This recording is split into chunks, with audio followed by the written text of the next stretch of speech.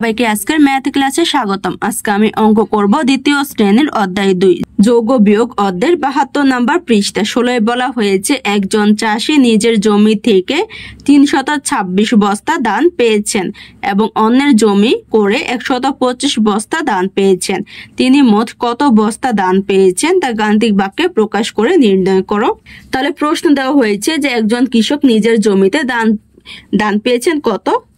326 বস্তা, আর অন্যের জমি চাষ করে ধান পেয়েছেন 125 বস্তা। বের করতে বলা হয়েছে তিনি মোট কত বস্তা ধান পেয়েছেন তা গাণিতিক বাক্যে প্রকাশ করে নির্ণয় করো। তাহলে কি করবো আমি? তিনি মোট কত বস্তা ধান পেয়েছেন তা গাণিতিক বাক্যে প্রকাশ করে নির্ণয় করে নিব। তাহলে কিভাবে বের করব? আমার এখানে কি বের করতে বলা হয়েছে? মোট। তাহলে সে যে নিজের জমি থেকে ধান পেয়েছে 326 বস্তা এবং অন্যের জমি করে ধান পেয়েছে 125 বস্তা। এই 326 ও 125 যোগ দিয়ে তিনি মোট কত বস্তা ধান পেয়েছেন তা বের করে নিব গাণিতিক বাক্যের মাধ্যমে। 16 লিখে ফেলেছি গাণিতিক বাক্যে প্রকাশ। তাহলে আমি কি করব? গাণিতিক বাক্যে প্রকাশ করব। তাহলে একজন চাষি নিজের জমি থেকে ধান পেয়েছে কত? 326 বস্তা। আমি কি বের করব? তিনি মোট কত বস্তা ধান পেয়েছেন। মোট বলতে কি বোঝায়? যোগ। তাহলে কি করব? 326 এর সাথে যোগ দিব। কি যোগ দিব আমি? তিনি যে অন্যের জমি চাষ করে পেয়েছে 125 বস্তা, ও 125 যোগ দিব। তাহলে 326 এর সাথে 125 যোগ দিলে তিনি মোট কত বস্তা ধান পেয়েছেন তা বের হয়ে যাবে। তাহলে গাণিতিক বাক্যে প্রকাশ হচ্ছে আমার 326 যোগ 125। আমার গাণিতিক বাক্যে প্রকাশ করা শেষ। এখন কি করব? আমি গাণিতিক বাক্য থেকে উত্তর বের করে নিব। তিনি কত বস্তা ধান পেয়েছেন তা নির্ণয় করে নিব। তাহলে কি করব? 326 এর সাথে 125 যোগ দিব। তো এখানে লিখে ফেলবো 326 যোগ হচ্ছে আমার 125। এককের ঘর থেকে শুরু করব। 6 সাথে 5 যোগ দিব। 6 সাথে 5 যোগ দিলে যোগফল কত? 1 বসে যাবে আমার এককের ঘরে, কারণ 11 1 হচ্ছে আমার দশকের ঘরের সংখ্যা। তাহলে দশকের ঘর হচ্ছে 2, 2 এর সাথে 1 যোগ দিলে কত? 3, 3 এর সাথে 2 যোগ দিলে কত? 5। তারপর হচ্ছে শতকের ঘর। তাহলে শতকের ঘর হচ্ছে 3, 3 এর সাথে 1 যোগ দিলে কত? 4। তাহলে কত হয়? 451। এখানে লিখে ফেলবো 451।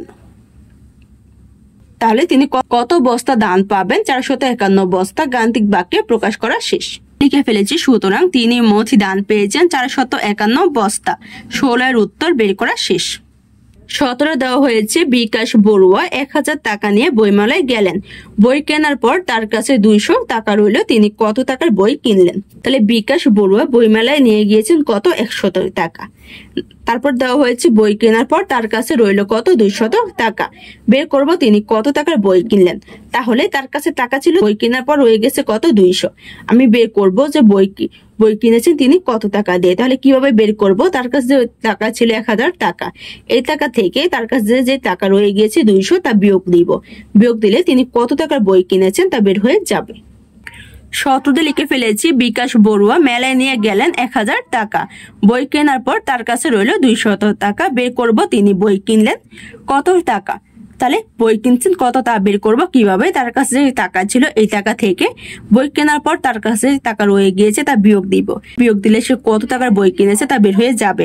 তাহলে এখানে কি চিহ্ন বসবে? বিয়োগ চিহ্ন। এখন কি করব? আমি 1000 থেকে 200 বিয়োগ দিব। এককের ঘর থেকে শুরু করব। 0 থেকে 0 বিয়োগ দিলে 0। দশকের ঘর। তারপর হচ্ছে দশকের ঘর। 0 থেকে 0 বিয়োগ দিলে 0। তারপর হচ্ছে শতকের ঘর। 0 থেকে 2 বিয়োগ দিব। 2 থেকে 0 আমার ছোট। বিয়োগের ক্ষেত্রে উপরের সংখ্যা ছোট হলে 10 যোগ করতে হয়। তাহলে 0 এর সাথে 10 যোগ করে 10 হবে। 10 থেকে 2 বিয়োগ দিলে কত বাকি থাকে? 8। শতকের ঘরে এখানে কিন্তু হাতে রয়ে গিয়েছে। তাহলে 1 হচ্ছে কিন্তু আমার হাজারের ঘরের সংখ্যা। তাই আমি হাজারের ঘরে নিচের সংখ্যার সাথে যোগ দিব। নিচে যেহেতু কোনো সংখ্যা নেই তাহলে মনে মনে 1 বসাবো। তাহলে উপরে আছে কত? 1। 1 থেকে 1 বিয়োগ দিলে কত থাকে? 0। সংখ্যার আগে 0 এর দাম নেই তাহলে লেখা লাগে না। তাহলে কত হয়? 800 টাকা। তাহলে তিনি বই কিনেছেন 800 টাকা। 17 এর উত্তর বের করা শেষ। 18 দেওয়া হয়েছে নিজাম সাহেব 970 টাকা নিয়ে বাজারে গেলেন। তিনি 550 টাকা দিয়ে গরুর মাংস এবং 370 টাকা দিয়ে একটি মুরগি কিনলেন। তাহলে এখানে প্রশ্ন আমাকে কি দেওয়া হয়েছে? নিজাম সাহেব বাজারে নিয়ে গিয়েছে 970 টাকা। তারপরে দেওয়া হয়েছে তিনি গরুর মাংস কিনেছেন 550 টাকা এবং মুরগি কিনেছেন 370 টাকা। নিচে কিছু প্রশ্ন দেওয়া হয়েছে। কতে দেওয়া হয়েছে গরুর মাংসের দাম কত, খতে দেওয়া হয়েছে তিনি মোট কত টাকা খরচ করলেন, গতে দেওয়া হয়েছে নিজাম সাহেবের নিকট কত টাকা রইল। তাহলে আমি কি করব, প্রথমে ক এর উত্তর বের করে নিব। তাহলে কতে দেওয়া হয়েছে গরুর মাংসের দাম কত, তাহলে এখানে প্রশ্নে আমাকে গরুর মাংসের দাম দেওয়া হয়েছে কত, 550, কারণ এখানে উল্লেখ করে দিয়েছেন যে তিনি 550 টাকা দিয়ে গরুর মাংস কিনেছেন। তাহলে গরুর মাংসের দাম কত, 550 টাকা। 18 ক দিয়ে আমি লিখে ফেলেছি গরুর মাংসের দাম 550 টাকা। কর উত্তর বের করা শেষ। খতে দেওয়া হয়েছে তিনি মোট কত টাকা খরচ করলেন। তাহলে কি বের করব, মোট কত খরচ করলেন। তাহলে খরচ করেছেন কিসে, তিনি যে জিনিসপত্র কিনেছেন এখানে তিনি কত খরচ করেছেন তা বের করে নিব। তাহলে তিনি এখানে কি কি কিনেছেন, গরুর মাংস কিনেছেন 550 টাকা আর মুরগি কিনেছেন 370 টাকা।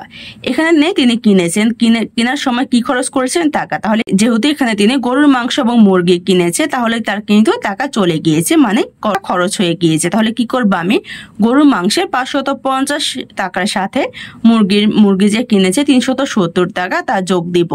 যোগ দিলে তিনি মোট কত টাকা খরচ করেছেন তা বের হয়ে যাবে। খদে লিখে ফেলেছি গরুর মাংস কিনলেন 550 টাকা, মুরগি কিনলেন 370 টাকা। বের করব মোট খরচ করলেন। তাহলে মোট বলতে কি বোঝায়, যোগ। তাহলে এখানে কি করব, আমি যোগ চিহ্ন দিব, কারণ 550 এর সাথে আমি 370 যোগ দিয়ে মোট খরচ কত তা বের করে নিব। এককের ঘর থেকে শুরু করব। শূন্যর সাথে শূন্য যোগ দিলে শূন্যের শূন্য হয়। তারপর হচ্ছে দশকের ঘর, 5 সাথে 7 যোগ দিব। তাহলে 5 সাথে 7 যোগ দিলে কত হবে, যোগফল আমার 12। 12 দিয়ে বসে যাবে দশকের ঘরে, কারণ 12 এক হচ্ছে শতকের ঘরের সংখ্যা। শতকের ঘরে কত আছে, 5। 5 সাথে 1 যোগ দিলে 6। নিচে আছে কত, 3। তাহলে 6 সাথে 3 যোগ দিলে কত হবে আমার 9। তাহলে কত হয়, 920 টাকা। তাহলে মোট খরচ করলে 920 টাকা। খর উত্তর বের করা শেষ। গত দেওয়া হয়েছে নিজাম সাহেবের নিকট কত টাকা রইল। তাহলে নিজাম সাহেব বাজারে নিয়ে গিয়েছিলেন 970 টাকা। এই 970 টাকার মধ্যে গরুর মাংস কিনেছেন 550 টাকা, মুরগি কিনেছেন 370 টাকা। আর আমি বের করব যে নিজাম সাহেবের নিকট কত টাকা রইল। তাহলে কিভাবে বের করব, তিনি যে বাজারে নিয়ে গিয়েছে 970 টাকা, এই 970 টাকা থেকে গরুর মাংসের 550 টাকা ও মুরগি যে কিনেছে 370 টাকা তা বিয়োগ দিব। বিয়োগ দিলে নিজাম সাহেবের কাছে কত টাকা রইল তা বের হয়ে যাবে।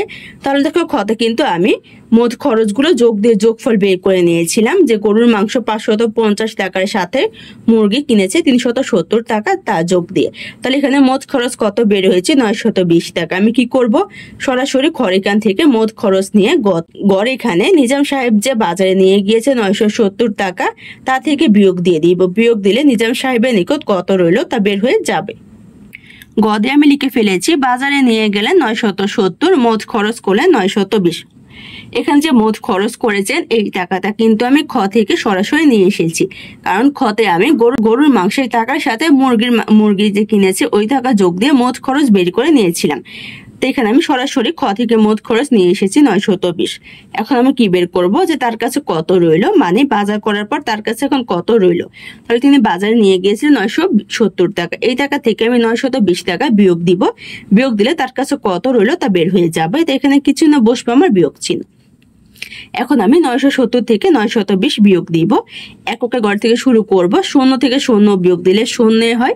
তারপর হচ্ছে দশকের ঘর, 7 থেকে 2 বিয়োগ দিব, তাহলে কত বাকি থাকে, 5। তারপর হচ্ছে শতকের ঘর, 9 থেকে 9 বিয়োগ দিব। 9 থেকে 9 বিয়োগ দিলে কত হয় আমার 0। সংখ্যার আগে শূন্যের দাম নাই, তা লেখা লাগে না। তাহলে এখানে কত হয়, 50 টাকা। তাহলে তার কাছে রইল কত, 50 টাকা। গড় উত্তর বের করা শেষ। আজকের ক্লাসটি এখানে শেষ। সবাইকে দেখার জন্য ধন্যবাদ। যদি আমার ক্লাসটি তোমাদের কাছে ভালো লেগে থাকে তাহলে চ্যানেলটা সাবস্ক্রাইব করে দিও। ধন্যবাদ।